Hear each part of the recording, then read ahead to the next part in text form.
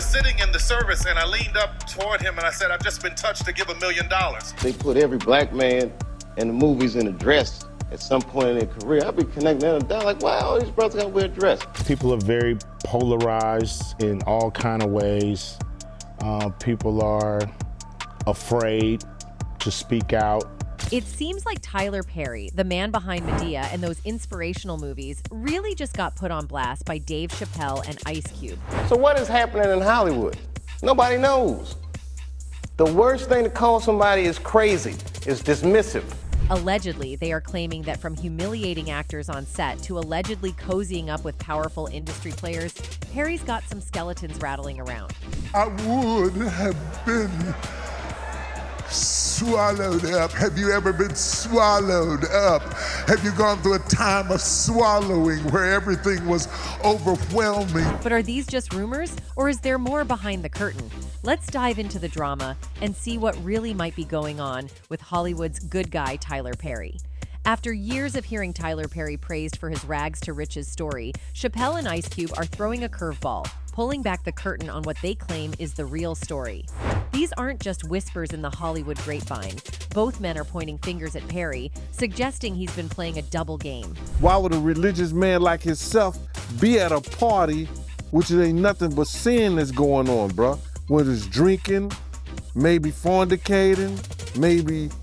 Ice Cube, known for being unfiltered, claims that Perry has been known to humiliate actors who work under him, using his power to remind them who's boss.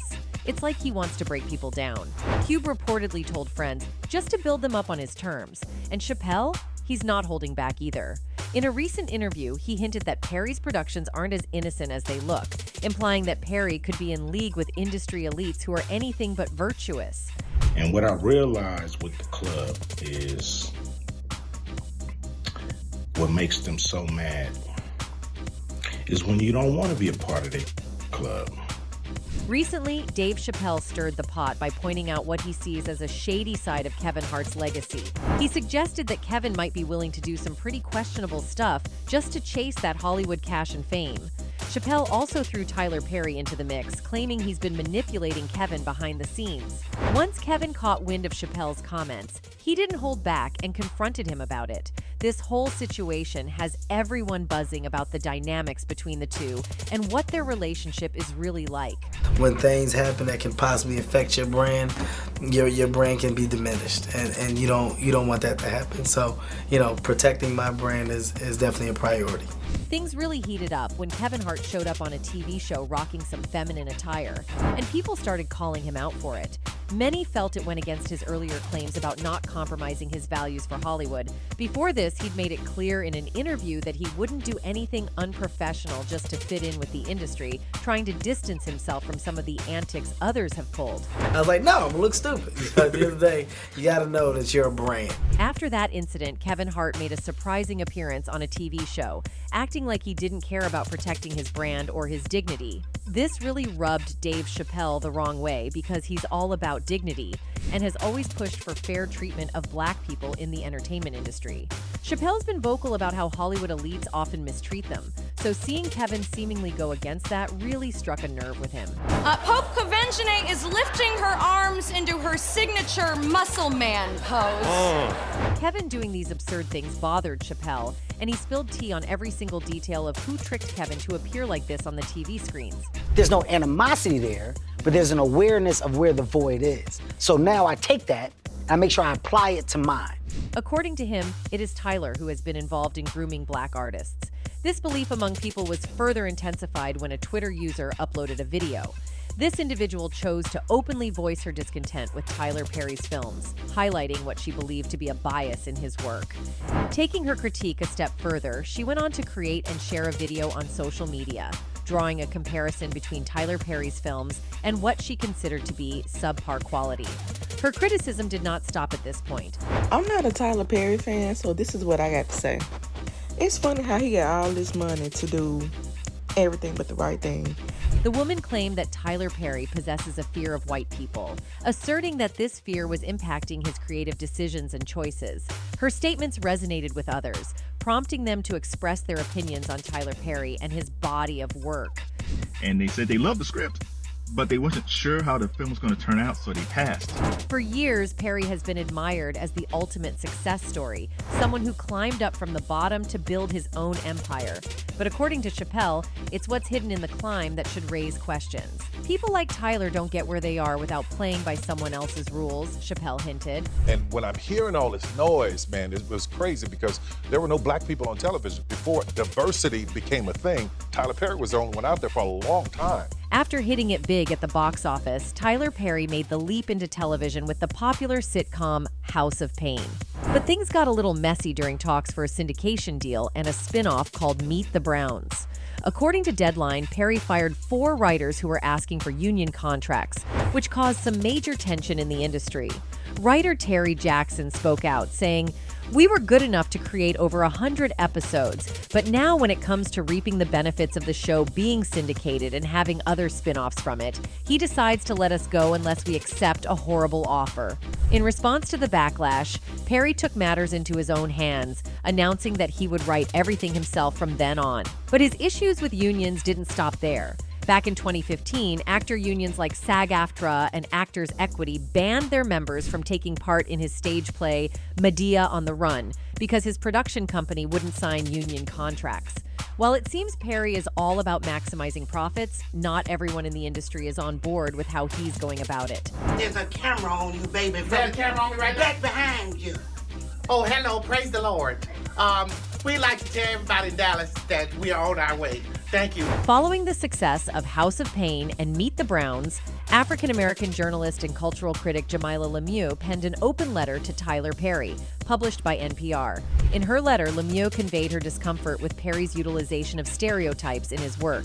She expressed, through her, the country has laughed at one of the most important members of the Black community, Mother Dear, the beloved matriarch. I just can't quite get with seeing Mother Dear played by a 6'3" man with prosthetic breasts flopping in the wind. Our mothers and grandmothers deserve much more than that. Heck, our fathers and grandfathers deserve more. Mr. Perry, you have told the Hollywood old guard to kiss your backside. And I appreciate that, brother. But many Black folks have expressed some of the very same attitudes about your work that white critics have.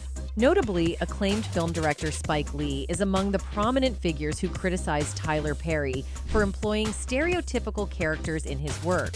Lee is known for openly addressing this concern with Perry.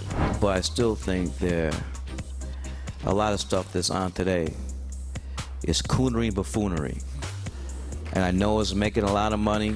Spike Lee continued to argue that the success of stereotypical movies was allowing individuals like Tyler Perry to break records. From Lee's point of view, the industry could really raise its standards by avoiding biased and nonsensical films that showcase one-dimensional characters. He believes that the focus should shift toward more nuanced and authentic representations that do justice to the complexity of Black experiences. Breaking records, but we could do better.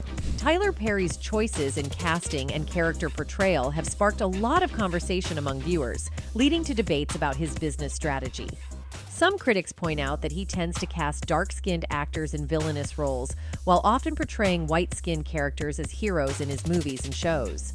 This perception has ignited discussions within his audience about how characters are represented and portrayed in his work, raising important questions about diversity and the messaging behind these choices.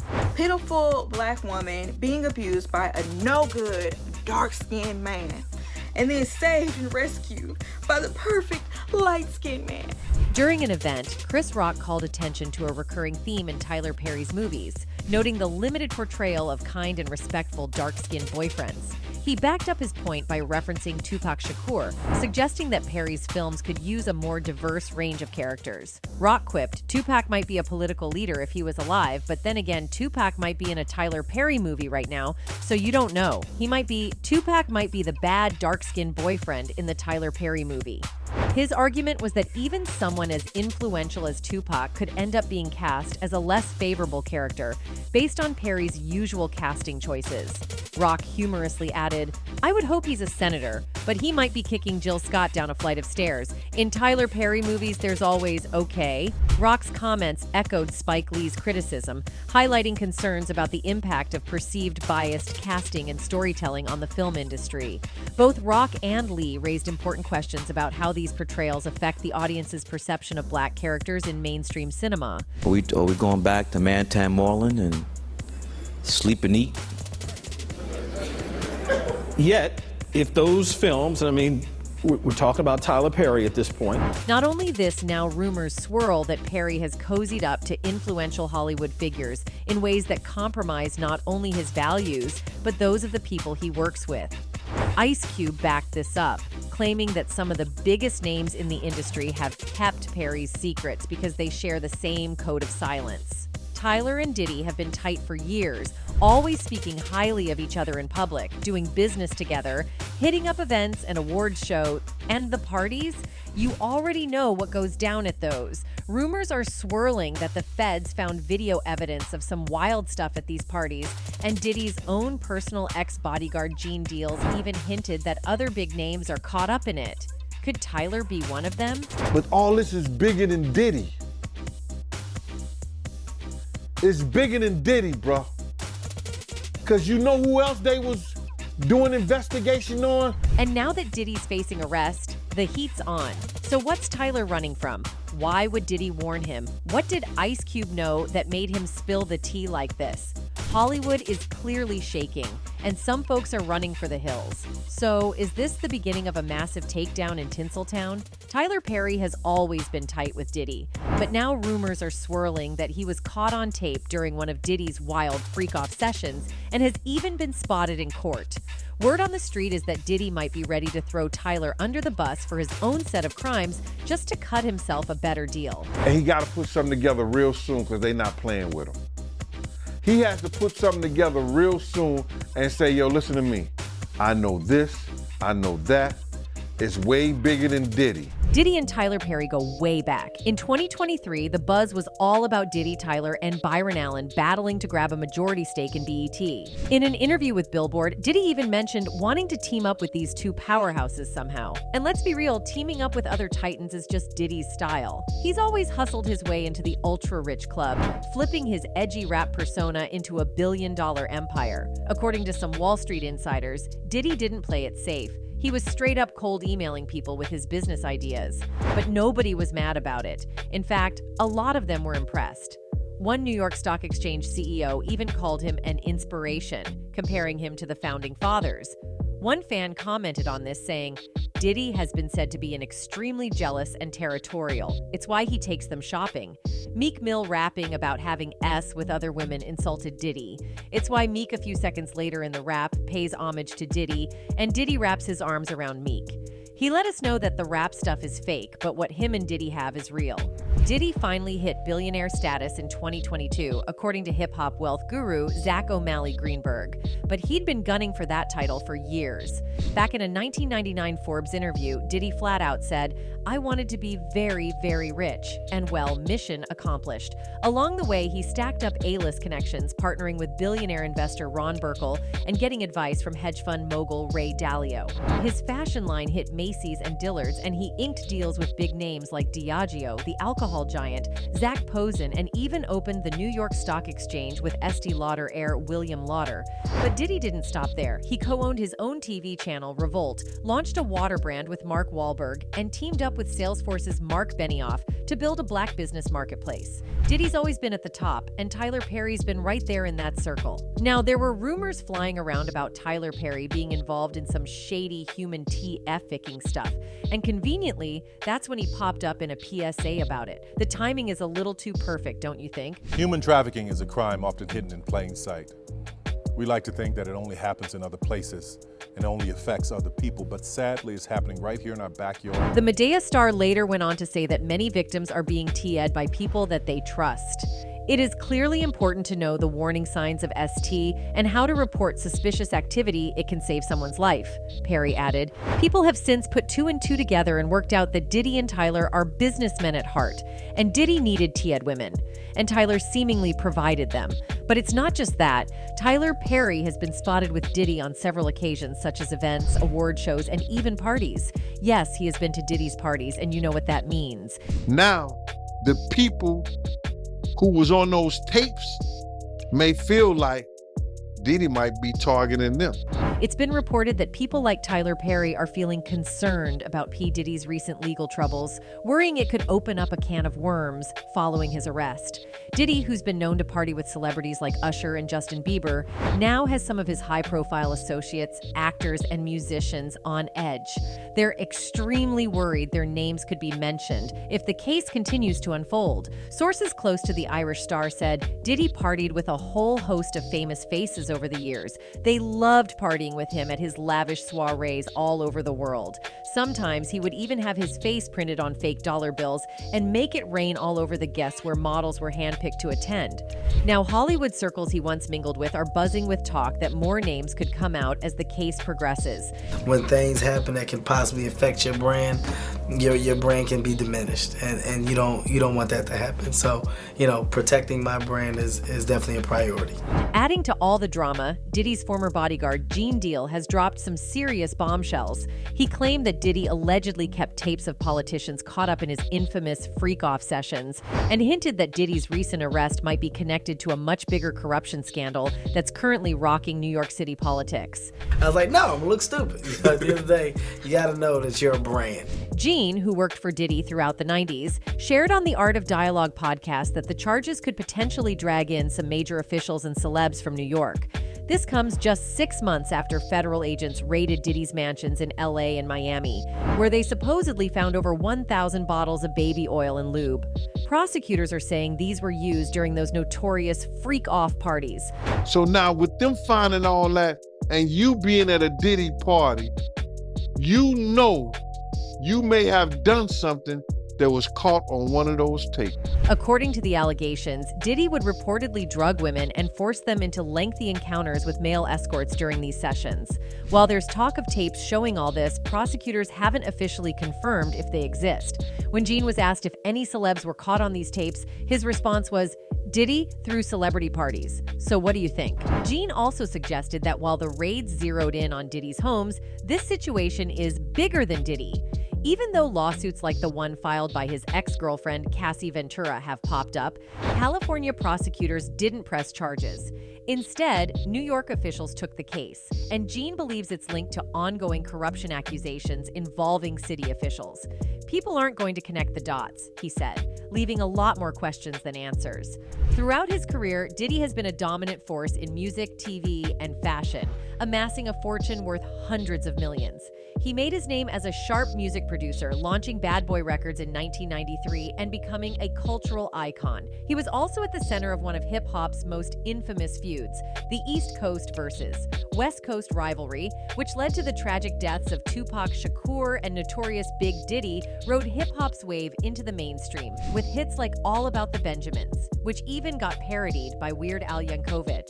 His high-profile relationship with Jennifer Lopez made headlines, especially when he accompanied her to the 2000 Grammys, where she wore that iconic Versace dress.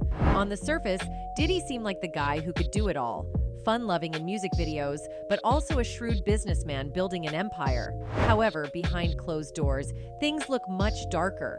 According to an indictment unsealed on Tuesday, prosecutors allege that Diddy and his associates used his power and prestige to commit sexual, emotional, and physical abuse against people in his inner circle. While his explosive temper and wild life have been open secrets for years, experts believe his influence has helped him dodge accountability for a long list of alleged illegal activities. Now, Diddy's been arrested and charged with STF-ficking, racketeering, and transporting people for prostitution. This follows months of lawsuits and multiple allegations of SA, gender violence, and misconduct going back years. He pleaded not guilty on Tuesday, but the judge denied him bail, with U.S. Attorney Damian Williams arguing that Diddy is a flight risk and a danger to the community. As of now, Diddy is being held at New York's Metropolitan Detention Center. The food is terrible. Of course, the inmates are terrible. The guards are terrible. The conditions are terrible. It's just terrible. The charges are tied to Diddy's notorious freak-offs, hours and days-long performances that allegedly involved coerced acts. Prosecutors claim these acts were orchestrated and sometimes recorded by Diddy. The indictment alleges that Diddy engaged in these activities to fulfill his desires, protect his reputation, and conceal his conduct. The indictment also names a group of individuals referred to as the Combs Enterprise, including Diddy's security staff, household employees, personal assistants, and high-ranking supervisors. Together, they are accused of participating in a wide range of criminal activities under Diddy's direction, including forced labor, coercion, drug offenses, kidnapping, arson, and bribery. Since late 2023, several lawsuits have been filed against Diddy by both women and men, alleging A and ST. This wave of lawsuits began after his former girlfriend, Cassie Ventura, filed a federal suit in November, accusing him of years of physical AI during their 11-year relationship. Cassie claimed Diddy exerted complete control over her during that time. The two were romantically linked from 2007 until their split in 2018. I mean, I like a badass guy, but I feel like the challenge of a guy that's shy is actually interesting too. Authorities have said that Diddy's wealth and influence allowed him to avoid scrutiny for years, but some legal experts suggest that his recent indictment could change that. Matt Murphy, a former prosecutor with experience in crimes, pointed out that the racketeering charges could implicate many people involved in Diddy's operations. There are people who have witnessed things who are going to have their own criminal interests to worry about now, he explained. Murphy also mentioned that the pressure could build on associates to testify against Diddy, suggesting that insiders in his organization may face criminal liability and could turn into federal witnesses. Read through the indictment. It's pretty clear who could be indicted as a co-conspirator. Right now, there are people in the indictment who would be considered unnamed co-conspirators. Court records show that prosecutors have gathered information from dozens of victims and witnesses, as well as communications with workers, travel records, and recordings, including dozens of video recordings created by Diddy of freak-offs with victims. Lori Levinson, a professor of criminal law at Loyola Law School and a former federal prosecutor, noted that while the indictment currently focuses on Diddy, it mentions numerous other participants. Then you ask the question, are all those participants getting a deal from prosecutors, or will some of them be joining the defendant, she said. As a result of that, many people feel that he's going to turn into other celebrities. Well, either way, Tyler seems to be in trouble again. Now, why would two major names like Chappelle and Cube put themselves in the line of fire over this? Some think it's personal. Both men have long been vocal about protecting creative independence and standing up to Hollywood's behind-the-scenes power plays. But if what they're saying is true, then this is bigger than personal beef. It's about exposing a system that rewards control and compliance over genuine creativity and integrity. With fans around the world seeing Tyler Perry as a role model, this all begs the question, how much of this are they willing to believe? Perry has built a brand on faith, family, and perseverance. But if these accusations hold any truth, we may be looking at a very different Tyler Perry than the one Hollywood has packaged up for public consumption. One person wrote, Tyler Perry found a profitable niche and filled it with financial success. Every performer, politician, and entrepreneur tries to find and fill a market niche. And like many successful people, he got greedy. Wake up, America. Another one added, exactly. This heat is a cycle we're living in. People have been crying the last day theme since recorded history. This is the laws of nature at its finest. If you read enough history, you'll understand. Anyways, that's it for today. See you in the next video. Until then, goodbye.